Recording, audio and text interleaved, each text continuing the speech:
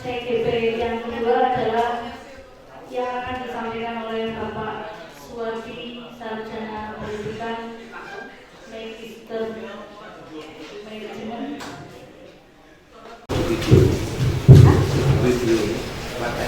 Yang kami hormati Bapak Kepala SMK YPT 2 yang ternyata saya tarik depan kok lenggai wonten tinggi. Ya, banyak nih Pak. Yang kami hormati Bapak Ibu Kauta SMK YPT 2 Purbalingga. Yang kami hormati Bapak Ibu Guru SMK YPT 2 Purbalingga Jaya. Sebelumnya Assalamualaikum warahmatullahi wabarakatuh.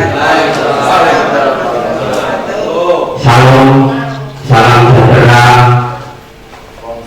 Om Swastiastu, Namo Buddhaya, salam kebajikan, rahayu untuk kita semua.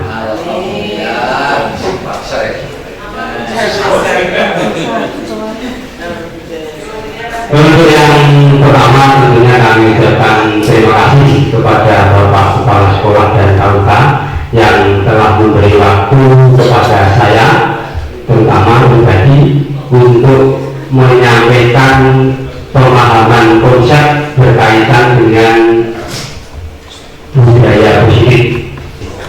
Matur.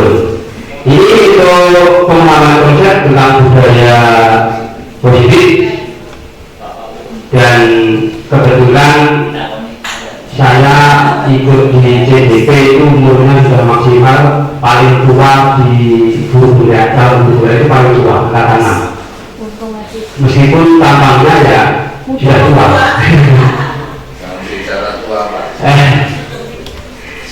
Kemudian sebelumnya kami bertanya kepada Bapak Ibu, kita berhubungan itu apakah bisa mendisiplinkan murid atau siswa? Pak Koto? Pilihannya apa bisa tidak? Jawabannya cuma bisa atau tidak? Saya bisa. Bisa. Ya. Yang kedua, pemberian hukuman dengan positif, misalkan menyapu halaman, mengerjakan tugas atau membersihkan WC, itu bisa meningkatkan kedisiplinan. Tidak. Jawabannya bisa atau tidak? Tidak bisa. Bisa. Jadi sandalnya betul sakit, kenapa? Kesalahan sama anak itu sendiri, Pak. Bisa. Enggak. Jadi dengan seandainya melanggar, kemudian diberi hukuman tetapi yang positif, contohnya menyapu halaman, itu apakah bisa meningkatkan kedisiplinan? Bisa. Tapi kalau WC enggak, Pak. Kalau menurut saya kalau WC enggak. Itu positif dulu. Dengan kita membersihkan WC, tentunya WC kita menjadi bersih. Untuk buat saya. Ya. Hukuman yang positif artinya itu berbuat baik. Kira-kira bisa meningkatkan kedisiplinan betul? Bisa. Ya bisa. Sepanjang itu disepakati. Ya, saya sepakati. Ya. Kemudian yang ketiga, memberi penghargaan itu dapat meningkatkan motivasi belajar. Bisa. Tahunnya bisa. Itu termasuk motivasi tadi. Ya. Motivasi. Bisa memberikan motivasi. Iya. Ya, betul. Bisa. Bisa. Namun nanti akan dibahas lebih lanjut keterkaitan dihukum oleh penghargaan. Nanti ada materi itu. Jawabannya berarti ada di diri pribadi Bapak Ibu semua nih. Ya itu nanti Pak Bun. Topiknya sama dengan pesan tadi, yaitu disiplin positif, nilai dibersihkan, kemudian motivasi, hukuman, penghargaan, restitusi. Yang paling berbeda yang restitusi mungkin ya.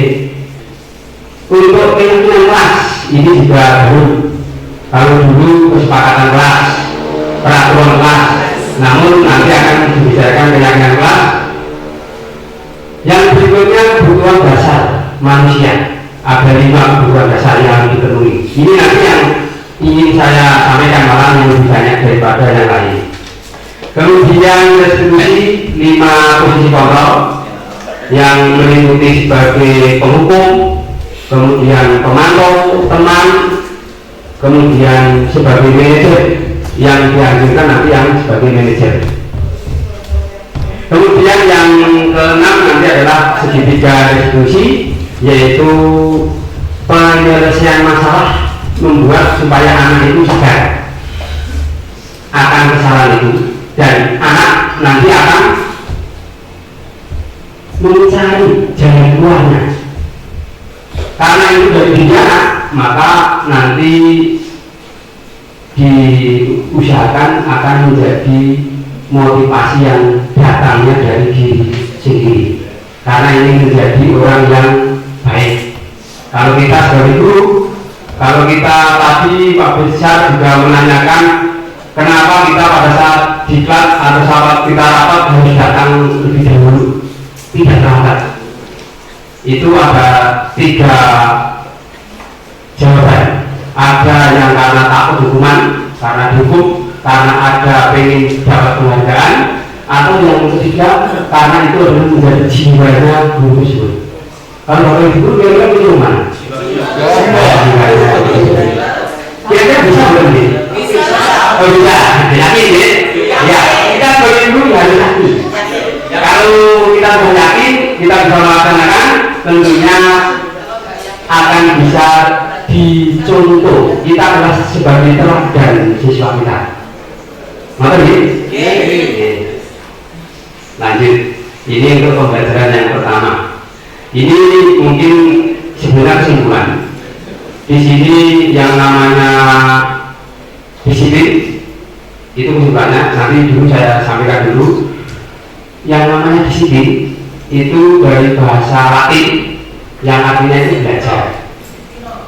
Namun kalau Bapak Ibu mendengar kata-kata disiplin itu kira-kira hubungannya dengan apa? Kalau di benak Bapak Ibu kalau ada kata disiplin itu kira-kira apa? Peraturan. Apa lagi? Tepat waktu. Namanya apa apa? Keyakinan. Pak Widi. Kira-kira kalau ada kata-kata disiplin itu yang di benak kita itu akan bilang apa? Tertib. Ya, tertib. Sesuai ketentuan. Pak Amir. Komitmen.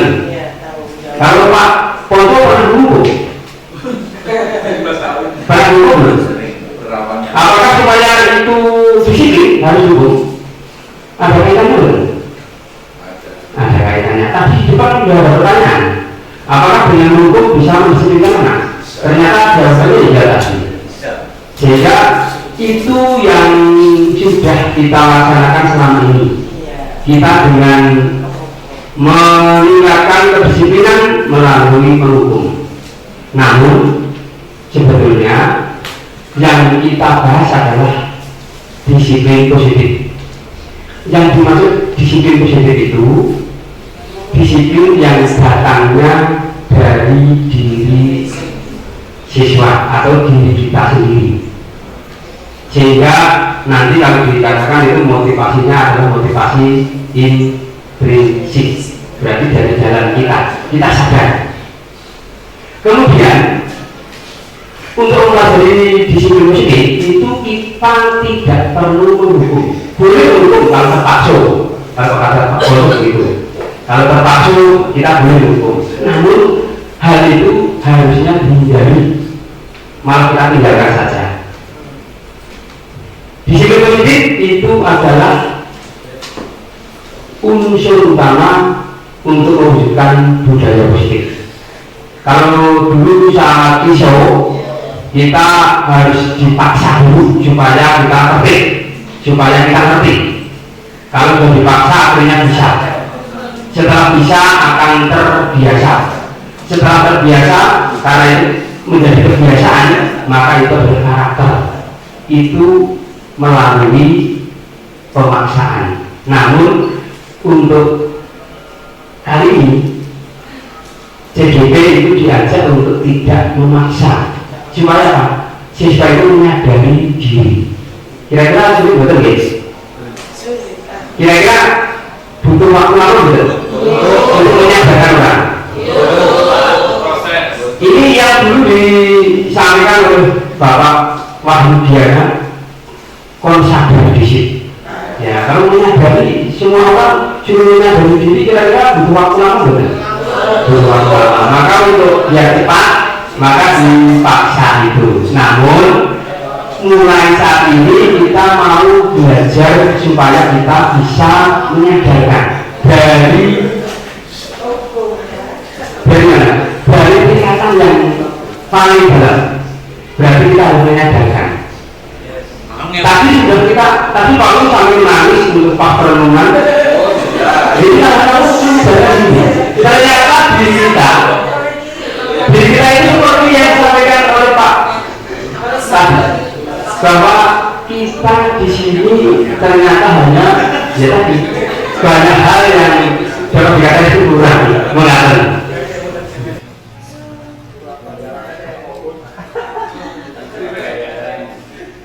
Kemudian yang berikutnya, nilai positif tersebut itu adalah berada di nilai-nilai kebajikan universal. Nilai kebajikan universal itu banyak sekali. Ada di hak, ada. Namun untuk kita yang ada di Indonesia itu dikenal dengan profil pelajar Pancasila.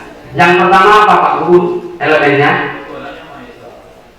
Ya, bertakwa, percaya kepada Tuhan yang Maha Esa dan berakhlak mulia. Itu elemen yang pertama.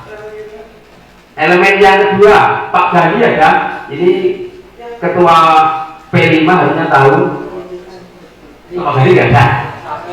Oh ya, ada. Bu Susi. Yang kedua apa Bu Susi?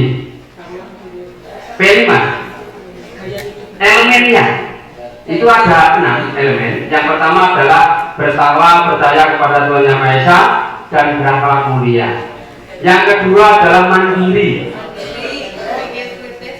Yang ketiga bernalar kritis atau berpikir kritis.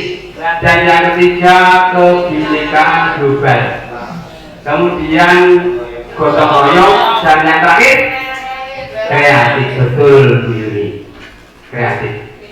Ini ada di buku saku sebetulnya. Dinas Provinsi Jawa Tengah itu sudah membuat aplikasi keterkaitan dengan P5 atau profil pelajar Pancasila. Kalau Bapak Ibu berkenan, itu sebetulnya dari Dinas Pendidikan Provinsi itu sudah mengeluarkan yang bentuknya seperti ini gambarnya, aplikasinya. Ini sama halnya yang digambar di Depok sana. Itu elemen-elemennya yang ada di profil pelajar Pancasila. Berarti kita diajak untuk mendidik anak itu sesuai dengan profil pelajar Pancasila yang meliputi satu tadi percaya kepada Tuhan Yang Maha Esa, mandiri dan seterusnya tadi. Begitu guys. Sub elemen masing-masing juga ada sebetulnya, namun kalau kita buka itu terlalu lama, dan nanti apabila Bapak Ibu berkenan akan kami kirimkan aplikasi yang ada yang diperoleh dari Dinas Provinsi Jawa Tengah. Ada pertanyaan untuk materi pertama? Bapak Ibu sudah jelas? Bu Mawira mau kemana Bu? Mau ikut apa? Gitu, ya Pak, mau Pak.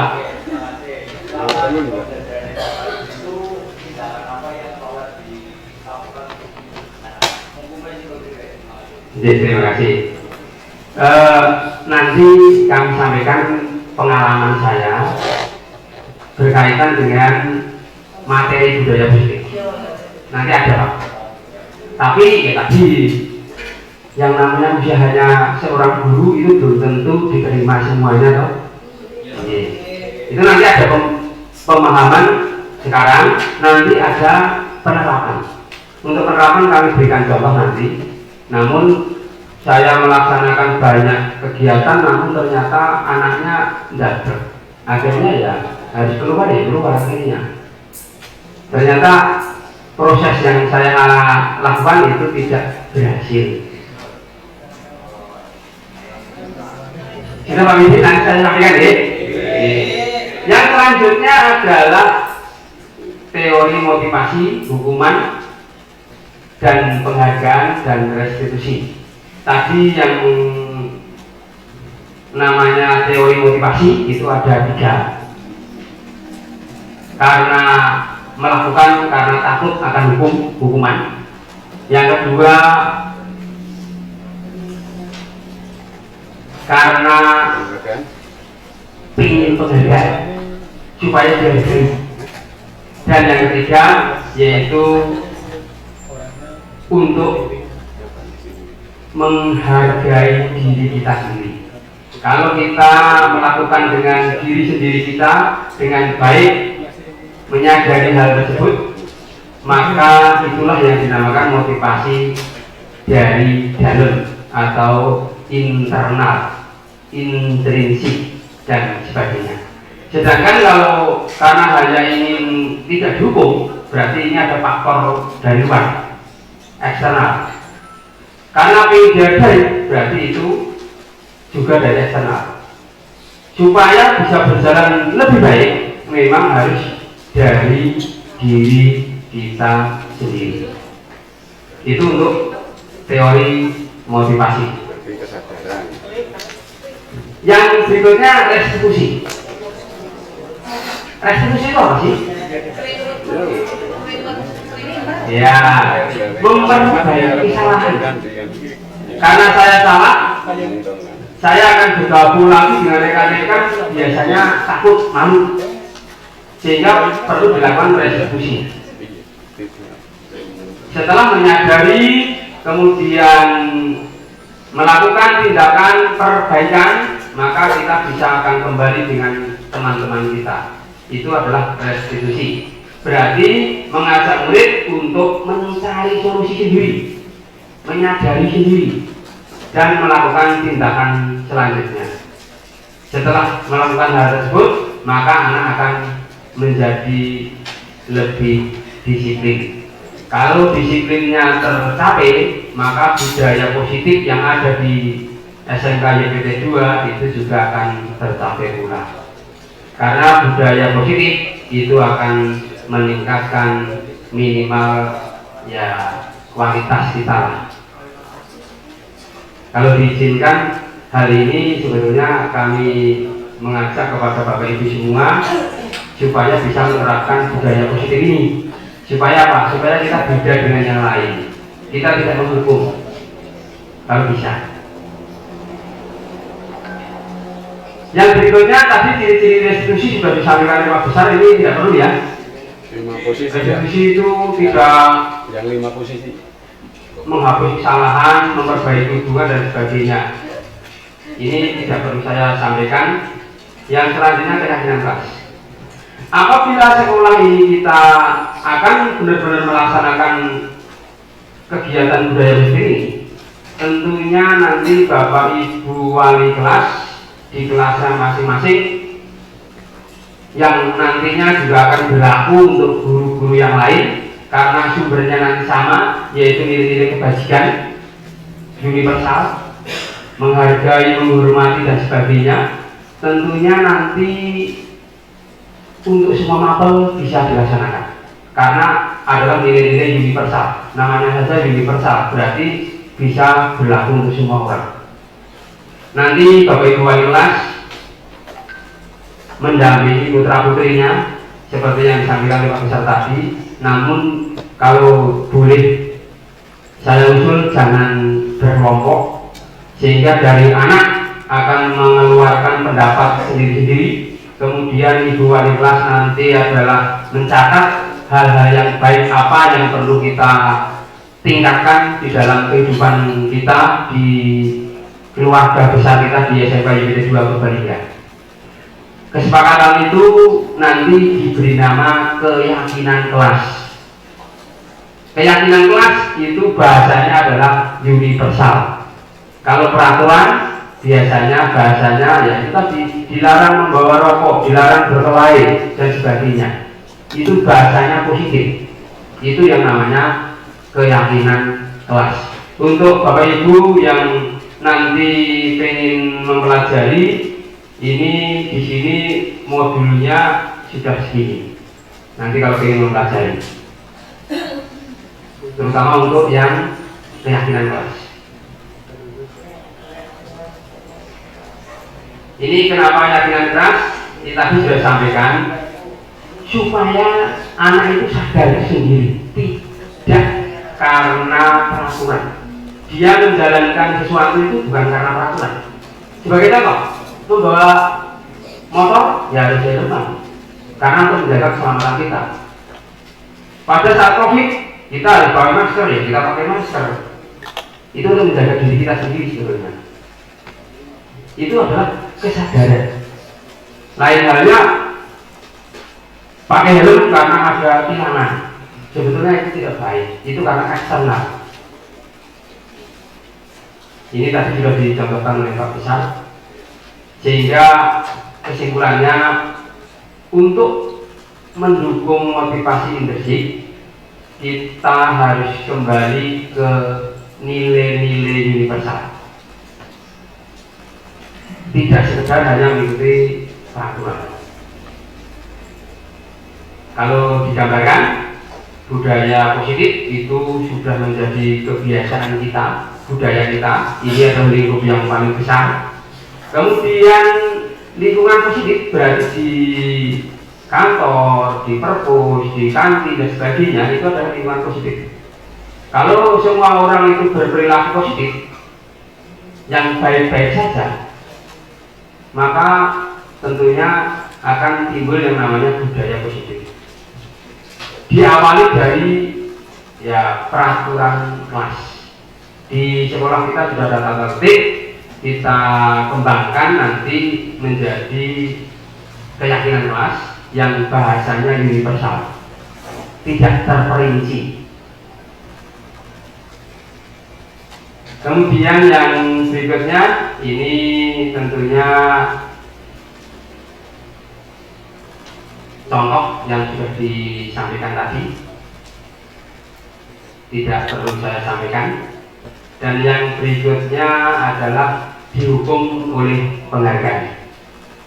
Di sini dihukum oleh penghargaan. Ternyata yang namanya memberi penghargaan itu sudah dilakukan riset atau penelitian. Dari penelitian itu diperoleh, kalau dulu hanya ada 1, ada 5, namun sekarang sudah tambah 3, berarti ada 8. Ternyata penghargaan itu punya pengaruh. Yang pertama, penghargaan berpengaruh jangka pendek dan jangka panjang. Tadi saya tanyakan di depan, ternyata memberi penghargaan itu pengaruhnya hanya pendek. Jika diberi penghargaan, maka akan melakukan kegiatan itu. Kalau tidak ada penghargaan, biasanya malas. Besok kalau tidak diberi penghargaan, ya tidak akan dilaksanakan.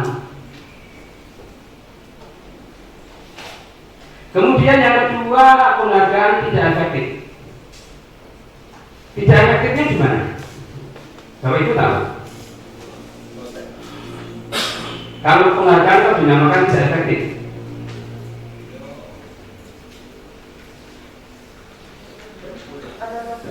Seandainya tidak ada penghargaan, maka kita tidak akan melakukan hal yang bagus. aturan itu. Berarti kalau kita diberi penghargaan, berarti kita melaksanakan hanya apabila ada penghargaan. Berarti itu kira-kira eksternal atau internal? Nah, padahal kita tujuannya adalah internal.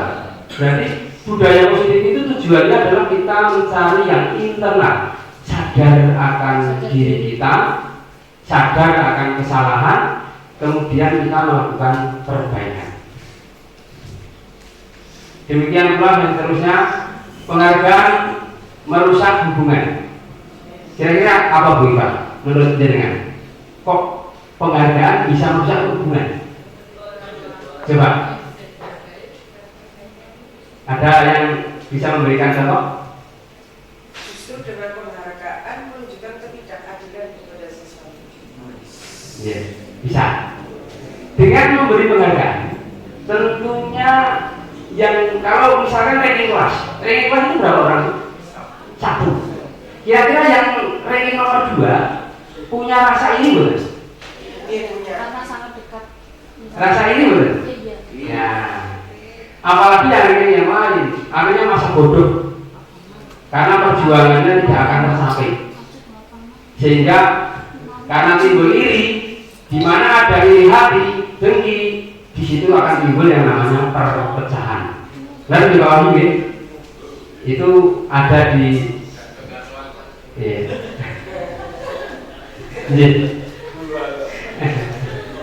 demikianlah selanjutnya mengurangi ketepatan, karena nanti penghargaan biasanya hanya sementing saya ikut kemudian menang. Entah itu bagaimana datanya, entah itu prosesnya, itu biasanya tidak diperhatikan. Bisa menurunkan kualitas karena hanya sekedar tadi seperti dapat penghargaan. Mematikan kreativitas karena ya tadi yang namanya memberi penghargaan, yang lain akhirnya ya megah. Penghargaan itu menghukum yang tadi minimal, yang ranking 2. Kalau ranking 2 kira-kira bagaimana? Kecewa betul? Ya puji. Iya. Hukuman dan konsekuensi. Bapak Ibu, kira-kira bedanya tahu betul? Apa itu hukuman? Apa itu konsekuensi? Saya belum mendengar dari Bu Nur. Bedanya apa Bu? Kira-kira bedanya hukuman dengan konsekuensi?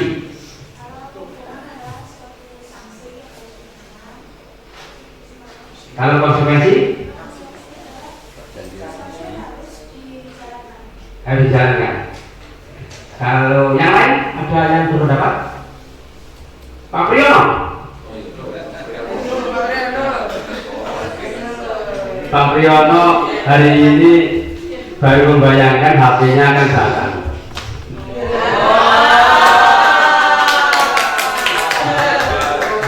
Bulannya utang hak, saya sukses koperasi lah.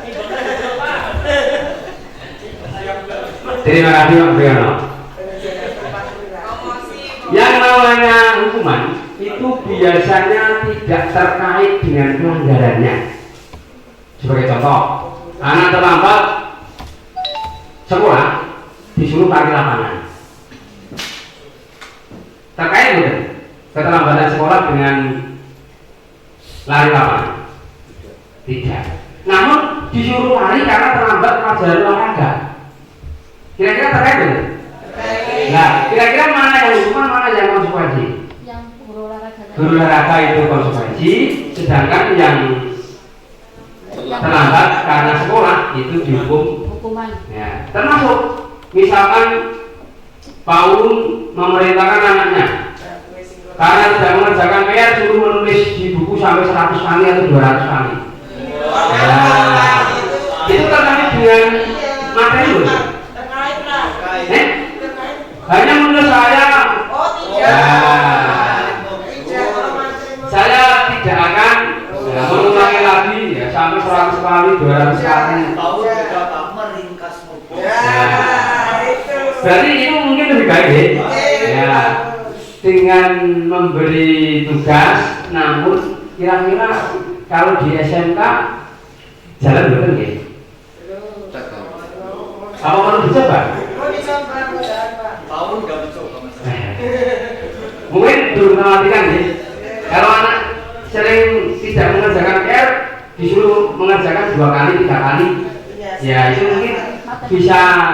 Kalau itu kira-kira konsekuensi atau hukuman? Konsekuensi. Konsekuensi itu sudah nanti ada di keyakinan kelas. Kalau sudah ada di keyakinan kelas, berarti itu namanya konsekuensi.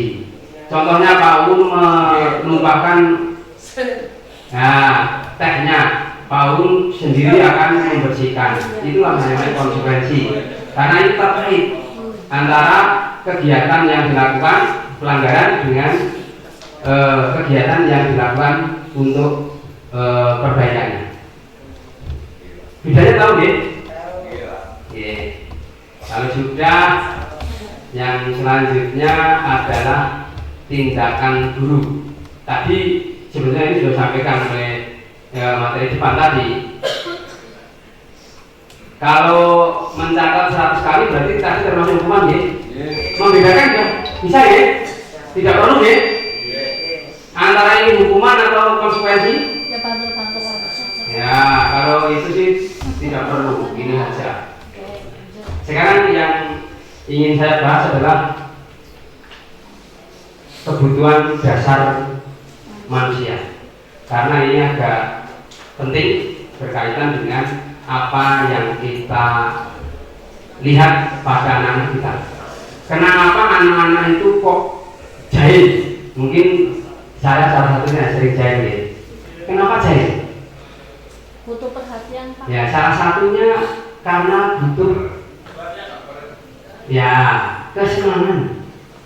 Misalkan ada yang dijahili bingung, nangis, itu senang.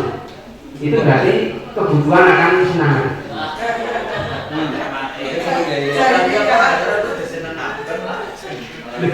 Saya dengan menjahili anaknya nangis, saya senang. Nah, itu berarti karena kebutuhan akan kesenangan. Nah, ini saya mulai dari salah satu satu saja. 5 kebutuhan dasar. Yang pertama itu adalah bertahan hidup. Bertahan hidup. Kebutuhan bertahan hidup itu apa? Makan. Makan, minum, ya. Nama mari. Itu sudah termasuk Pak. Duit, makan, minum itu namanya kebutuhan hidup. Ya, kebutuhan biologis perlu betul. Nah, itu kira-kira betul betul. Nah, itu termasuk sandang, papan, pangan, dan kebutuhan ranjang dan sebagainya. Ya, nggak betul Pak Betul.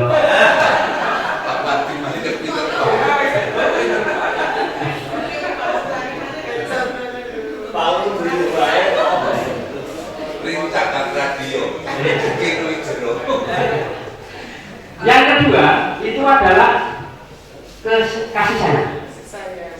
Untuk kasih sayang, kebebasan dan penguasaan, kasih sayang, penguasaan dan kesenangan ini nanti berkaitan dengan psikologi kita.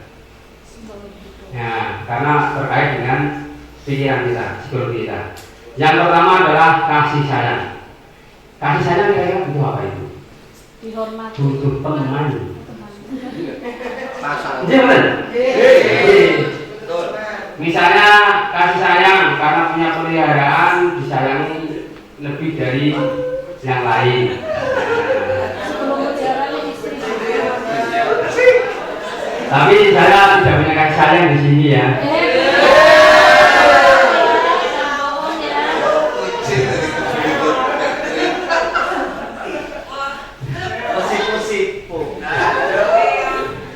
Yaitu terhubung dengan rekan kerja, terhubung dengan orang tua, teman, ataupun lingkungan masyarakat. Itu adalah yang namanya kebutuhan akan kasih sayang. Kemudian yang ketiga yaitu kebutuhan akan pengakuan atau kemampuan atau yang nanti dinamakan penguasaan. Kalau kebutuhan penguasaan itu apa nih?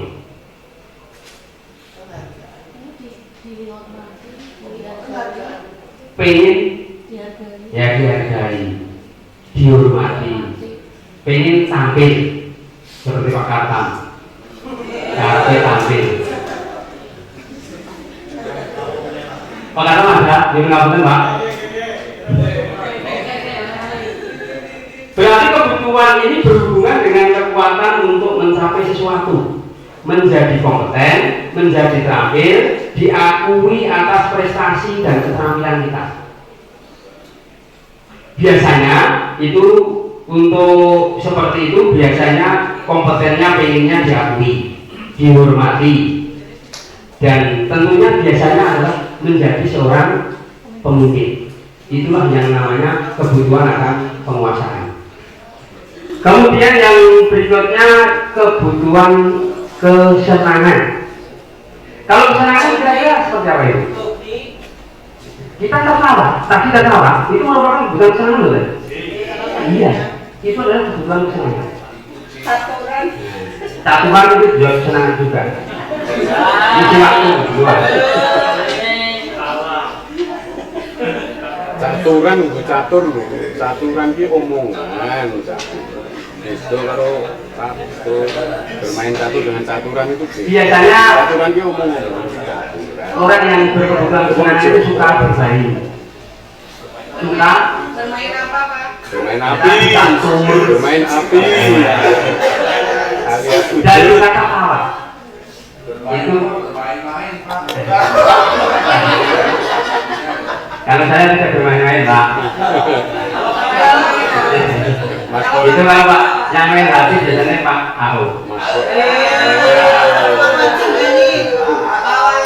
Kemudian yang terakhir adalah kebebasan. Kalau kebebasan itu kira-kira apa Pak Bondo? Siapa yang tahu? Bebas. Ya tidak terikat. Kalau kenakalan karena pengen kebebasan itu contohnya seperti apa Pak?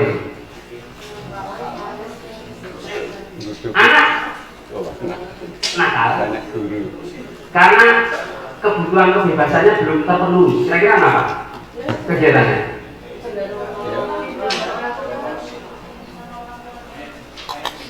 Ya biasanya kalau kebebasan itu diberi tugas biasanya orang ya.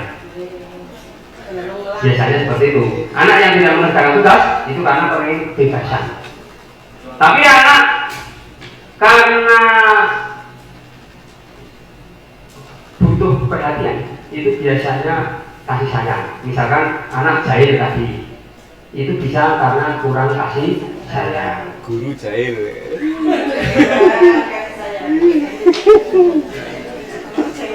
Nah, Pak Wati mau kok sing jahil. Udah mengakui sendiri kok. Iya dong. Kan itu bukan jahil. Aku ganggu dia mau kerja Misalnya, jahil, tapi kalau diganggu aku kerja bosan enggak dengan pelajarannya Pak Wati. Itu kira-kira anak bidang seperti itu kebutuhan apa yang bisa terpenuhi? biologis. Kebebasan. Karena bosan. Biologis. Izin ke UKS. Aku sebel gambarku yang sudah bagus-bagus kok tidak dilurui guru nih. Sudah gambarnya bagus-bagus kok tidak itu apa mereka? Ya, kalau itu tadi hasilnya ya berarti hubungannya dengan penguasaan. Aku merasa bangga dan keren. Kira-kira apa itu kebutuhan? Bangga. Penguasaan. Kasihan.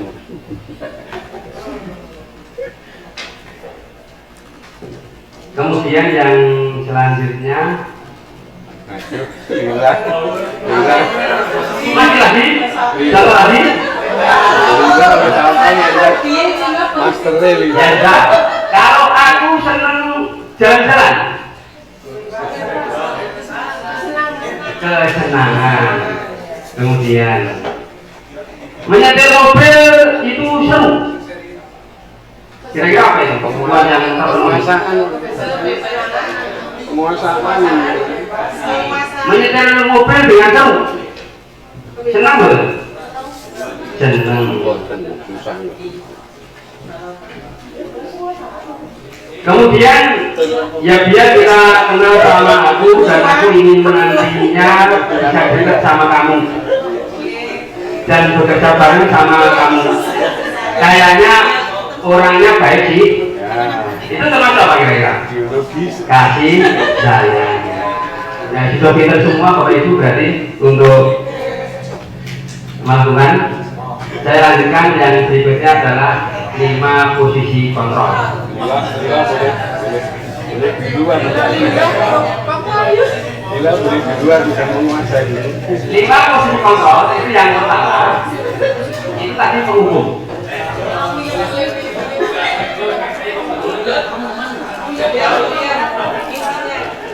Ini tulisannya gitu ya.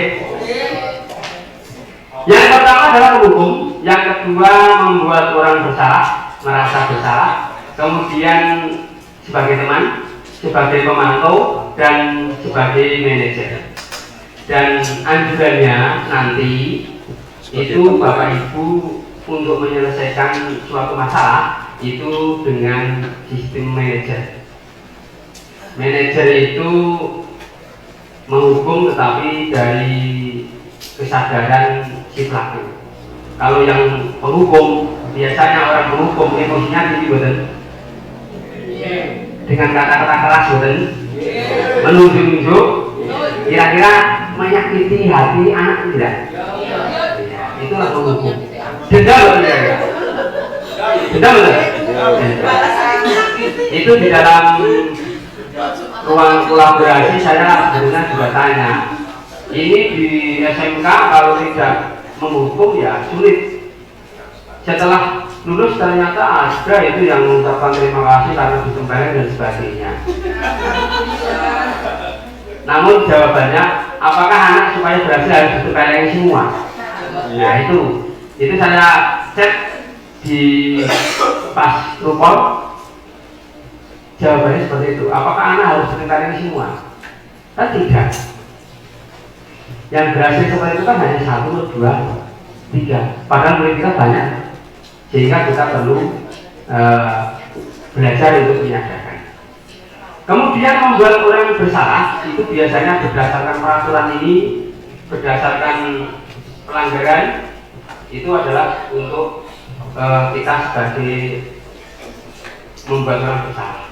Karena kamu, saya dimarahi sama kepala sekolah. Karena kamu sering terlambat, saya dimarahi oleh guru piket dan sebagainya. Berarti akan membuat orang bersalah. Kalau orang merasa bersalah, kira-kira menyendiri betul? Kecewa betul? Kecewa. Apakah itu perlu kita lanjutkan? Kan tidak dong? Kemudian yang berikutnya teman. Seolah-olah sebagai teman. Sebagai contoh, ini yang saya sudah capek-capek menggoli kamu malah tidak mengerjakan. Nah, kan berarti itu antar seperti teman saja bilangnya biasanya tidak keras, santai. Sebetulnya hatinya juga dapat dikatakan beredar, tapi kita berusaha untuk care seperti teman. Kemudian kalau memantau itu cirinya berdasarkan data. Kemarin sudah terlambat, sekarang terlambat lagi, dan seterusnya. Dan yang dipilih itu adalah sebagai manajer. Di sini mengajukan pertanyaan-pertanyaan, kemudian apa yang kita yakini, memberi penguatan, kemudian meletakkan dirinya sebagai individu yang positif. Karena individu positif nanti akan berkembang menjadi budaya yang positif. Sebagai latihan. Kalau bilangnya saya kecewa sekali dengan kamu, itu kira-kira maksudnya apa itu?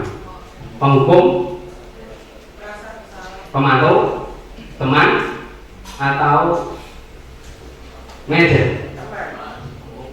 Teman.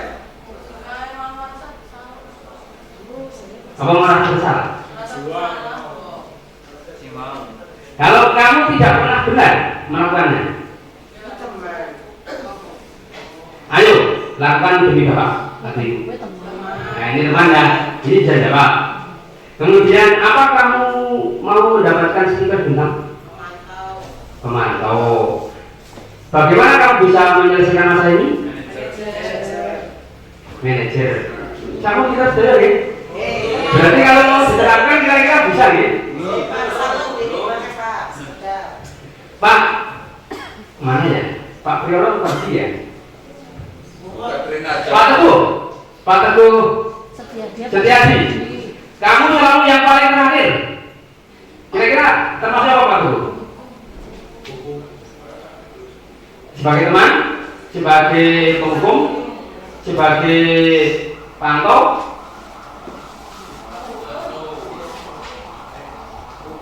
Ini jawabannya.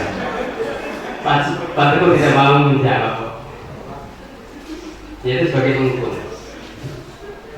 Sehingga nanti Bapak Ibu bisa menyelesaikan permasalahan-permasalahan. Kalau bisa kita mengambil posisi yang sebagai manajer. Kita tanya alasannya apa, kenapa, kemudian bagaimana selanjutnya dan seterusnya. Yang berikutnya adalah segitiga restitusi. Segitiga restitusi kenapa dinamakan segitiga? Karena isinya adalah 3 tahapan. Tahapan yang pertama adalah menstabilkan identitas. Apabila terjadi perkelahian atau permasalahan, kira-kira anak kita emosi betul? Pada saat kejadian itu emosi. Kalau ini tadi bergelut, kemudian masih emosi betul? Masih. Sehingga perlu kita menstabilkan identitas. Ya, kita bisa dengan kata-kata berbuat salah itu hal manusiawi. Semua orang pasti pernah berbuat salah. Kemudian tidak ada manusia sempurna dan sebagainya. Ini adalah untuk menstabilkan, menenangkan. Ngerti nggih? Setelah menstabilkan identitas, berikutnya adalah validasi kebutuhan. Validasi kebutuhan di sini tentunya kita harus tahu kebutuhan apa yang belum terpenuhi dari 5 kebutuhan dasar tadi. Bapak lanjutkan sampai selesai. Setelah Bapak selesai, Bapak masuk. Nah, terus. Yaitu mengetahui kebutuhan dasar. Ada 5 kebutuhan tadi. Yang belum terpenuhi sebenarnya apa sih? Kenapa tadi saya sampaikan bahwa 5 kebutuhan dasar ini perlu kita pelajari karena ingin mengetahui jane anak itu butuhnya apa. Untuk tahu kita gali. Kalau kita sudah tahu, kira-kira bisa menyelesaikan masalah betul? Kebutuhan dasarnya tahu. Oh ini butuh kesenangan. Maka kita menyelesaikan masalahnya tahu betul? Kira-kira bisa mencari solusinya betul? Bisa. Karena ini orang yang butuh penguasaan, kira-kira bisa menyelesaikan betul? Karena sudah tahu kebutuhan dasar yang belum terpenuhi, maka kita akan bisa menyelesaikan masalah tersebut. Kata-katanya seperti ini. Kamu pasti punya alasan mengapa melakukan dan sebagainya. Tadi sudah disampaikan juga. Kemudian yang ketiga yaitu menanyakan keyakinan. Kalau anak tadi sudah sarek, sudah menyadari kesalahan, kemudian menanyakan keyakinan. Janji-janji perbuatanmu itu baik tidak? Sesuai dengan keyakinan tidak? Keyakinan kelas yang dimaksud di sini. Kalau datangnya terlambat itu sesuai dengan keyakinan kelas tidak? Oh tidak. Nah kalau tidak terus bagaimana? Kita harus ya tidak mengulangi lagi. Kalau tadi misalkan berkelahi, permasalahan sepele gelut, terus kira-kira gimana? Kalau menyadari gelut itu tidak baik, maka anak akan saling minta maaf. Setelah minta maaf tidak akan mengulangi lagi. Itulah yang namanya restitusi. Untuk menanyakan keyakinan ini, apa nilai yang dipercaya di kelas? Kemudian nilai-nilai universal apa yang sudah disepakati? Dan selanjutnya. Ini pengalaman saat saya menangani, mungkin Bu Susi hafal yang namanya Pak Dianto. Bu Susi hafal nggih? Kelas berapa Bu? Nah, yang namanya Pak Dianto ini kalau manggil Koirul siapa itu? Sering dengan nama Turi. Ternyata Turi itu adalah orang tuanya Koirul. Berarti Pak Dianto itu menyebutkan nama Koirul dengan nama orang tua. Kalau menurut Bapak Ibu itu merupakan hal yang benar atau salah? Benar sih? Nggak boleh. Kemudian Pak Dianto saya ajak ke ruang perpustakaan. seperti Pak Bisa tadi di perpustakaan. Kemudian saya tanya, tadi kamu pada saat pembelajaran kok manggil Koirul dengan menyebut nama orang tuanya, apa boleh saya menyebut namamu dengan panggilan nama orang tuamu? Tentu tidak boleh kan? Pak Ul misalnya, saya manggil nama orang tuamu dengan manggil jenengan, asal betul? Kan buat bareng ya Pak? Sarung, kalau orang Jawa sarung. Kemudian alasannya bercanda, karena bercanda. Namun kalau bercanda apakah harus bawa nama orang tua? Kan tidak. Itu yang perlu kamu sadarkan. Oh ternyata bercanda tidak harus membawa nama-nama orang tua. Akhirnya menyadari dan akan minta maaf kepada Koirul. Tentunya kalau kamu sudah menyadari kesalahan, terus apa yang tidak kamu lakukan? Itu adalah pertanyaan. Ya, tidak akan, tentunya karena tadi membuat kesalahan dengan Koirul, minta maaf dulu. Setelah minta maaf, kemudian tidak akan mengulangi lagi. Bahkan kalau tadi dulu sudah saya tanya, kalau mengulangi lagi bagaimana? Tadi Bu mau membersih WC katanya. Itu.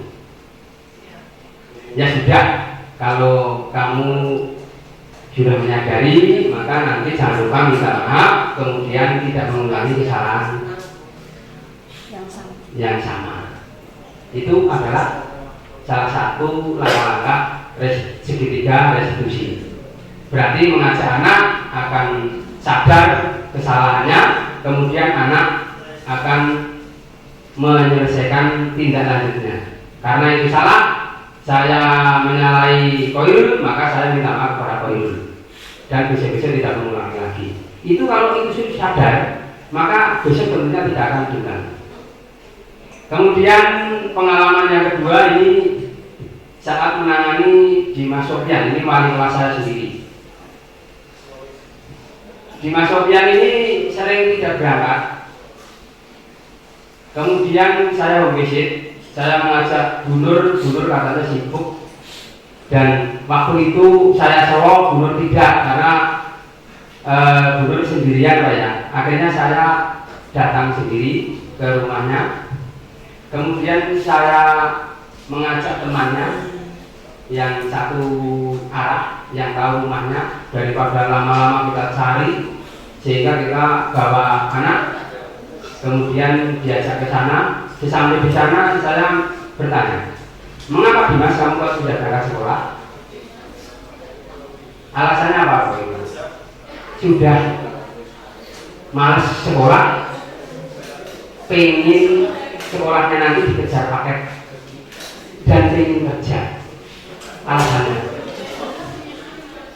Namun setelah saya telusur, ternyata pengen kerjanya itu sebagai hanya alasan kok.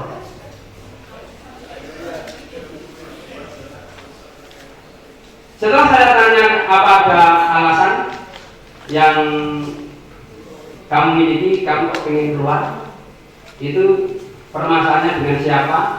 Dengan teman, orang tua, atau dengan gurunya? Ternyata tidak ada. Dulu memang ada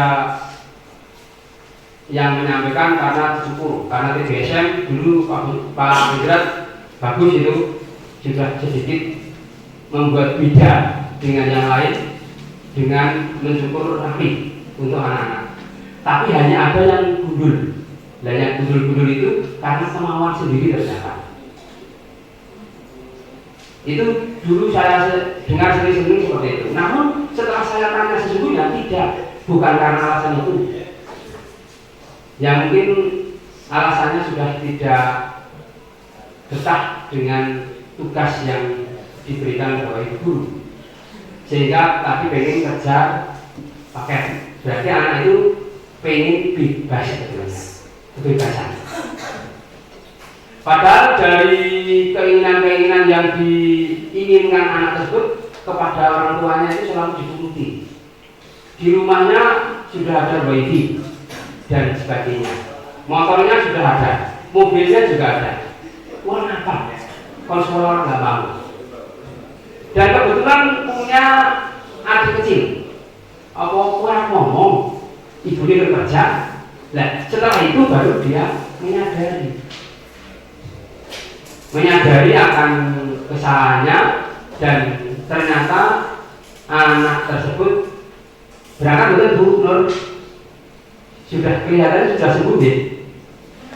Ya, kelihatannya sudah tidak masalah. Berangkat sekolah-sekolah. Hanya di dalam kelas seperti apa kami belum pantau lebih jauh lagi. Karena sudah menyadari akan kesalahan, besok berangkat, dan ternyata besoknya juga berangkat. Dan sampai sekarang ini tidak ada masalah. Namun berbeda dengan yang namanya Deskaparer yang sudah ditulis di sini. Itu tidak berangkat, kami home visit, anaknya tidur, sampai dibanguni oleh guru, didatangi ke kamar mungkin ibu. Dibanguni guru itu nggak mau bangun, pokoknya sudah tidak mau sekolah. Padahal sehari sebelumnya dia tidak berangkat itu sudah dipanggil di ruang BK bersama saya dan guru, dan tanda tangan pernyataan bahwa akan tidak bolos lagi. Setelah tanda tangan hari berikutnya malah tidak berangkat. Ternyata punya saudara di sebelahnya di TBSM 2. Itu sepupu. Untuk yang tua itu yang di TBSM 2, sedangkan di Skaparer itu adik sepupunya. Padahal yang TBSM 2 ini kelihatannya masih terus.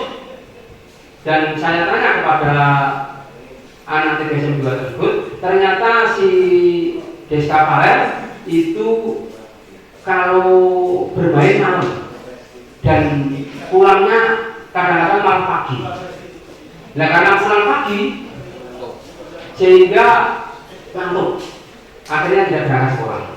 Kira-kira yang Deskaparer tadi kebutuhan yang belum terpenuhi apa itu? Butuh apa? Yang satu karena butuh kasih sayang, benar mungkin, karena ternyata orang tuanya itu bapaknya sejak COVID di Jakarta belum pernah pulang sampai sekarang, dan ibunya itu kerja di PT, di rumahnya hanya dengan mbahnya. Itu ternyata tidak bisa saya selesaikan pakai cara resolusi, karena anaknya tidak mau menemui salah satunya dan pengen keluar, ya keluar. Kemudian yang ketiga, sebetulnya ini masih ada satu lagi yang namanya Damar Jati Sukaja. Kalau melihat nama itu adalah nama top dosen UNJ kalau tidak salah. UGM itu seorang filosof, kemudian sastrawan juga. Namanya sama, Damar Jati Sukaja. Namun sudah 3 kali kasus. Pertama tidak hadir di home visit, kemudian tidak hadir lagi, dipanggil di BK tanda tangan. Nah, kemarin sama, tidak hadir lagi. Akhirnya ya terpaksa. Ini saya panggilan terakhir. Kalau kamu memang mau tidak sekolah, ya nanti saya antar surat pengunduran diri. Dan itu juga ternyata anaknya itu adalah bapaknya itu nikah lagi, ibunya meninggal saat masih kecil. Oh ya pas. Dia dimong oleh bukan mbah tapi budinya. Budinya itu sejak kecil, berarti tahunya Damar Jati ya itu adalah ibunya. Bapaknya ya tidak tahu. Baru setelah SMP dia tahu bahwa itu bukan ibunya, itu mbahnya, dan itu pakdinya ternyata. Tapi apa kegiatan malamnya? Sama. Karena kurang kesenangan dan juga kasih sayang. Sukanya adalah trek-trekan. kalau malam. Kalau orang yang sering balapan liar malam, kira-kira bagaimana Bapak Ibu? Untuk mengendalikannya sering betul. Sudah angel betul. Angel. Sudah angel. Kalau Pak Awi jelas rekan-rekannya sudah di. Nah, tapi Pak Awi juga tidak angel ternyata. Kalau keleren. Selain itu kalau siang ternyata juga main dada. Kalau sudah bermain dada, kemudian sukanya trek-trekan itu kira-kira double seperti apa Bapak Ibu? Kayak Agus. Saya tanya, kamu tidak kasihan dengan ibumu? Tidak. Terus Guru tanya lagi, bagaimana seandainya kamu itu nanti punya anak-anakmu seperti kamu? Yuk terserah. Seperti itu. Jadi tadi rasa pedulinya, rasa menyadarinya itu tidak bisa dibangun, sulit. Sehingga mohon maaf untuk Damar Jati ini masih dalam pengawasan. Kalau memang nanti hadir ya terus, namun kalau memang tidak mau hadir ya terpaksa ya untuk mengundurkan diri, karena nanti yang lain mengikuti. Wong kaya rumah ini juga kan nanti hadirnya seperti itu. Untuk membuat kesadaran restitusi itu sangat sulit sekali, karena tidak mau menyadari kesalahannya sendiri, itu tidak menyadari, sehingga ya tadi mengalami kesulitan, sehingga para restitusi pun akan mengalami kesulitan. Dan ini ditanyakan di Pastor Muhammad Polsek, jawabannya belum 1.500 kali. Ya jawabannya seperti itu. Kalau kita harus sabar sampai 1.500 kali bagaimana? Usus kita harus panjang sekali. Demikian untuk paparan dari kami. Apabila ada yang bertanya, dipersilakan. Tidak ada pertanyaan? Terima kasih. Apabila tidak ada, Bapak Ibu yang kami hormati, untuk kegiatan ke depan tentunya kita harus mengadakan atau melakukan distribusi di dalam penanganan terhadap permasalahan pada anak-anak kita, supaya apa? Kita bisa berbeda, dan ternyata sekolah itu adalah tempat kita menuntun, mengarahkan kepada anak kita supaya menjadi yang lebih baik. Demikian, terima kasih. Kami akhiri. Wassalamualaikum warahmatullahi wabarakatuh.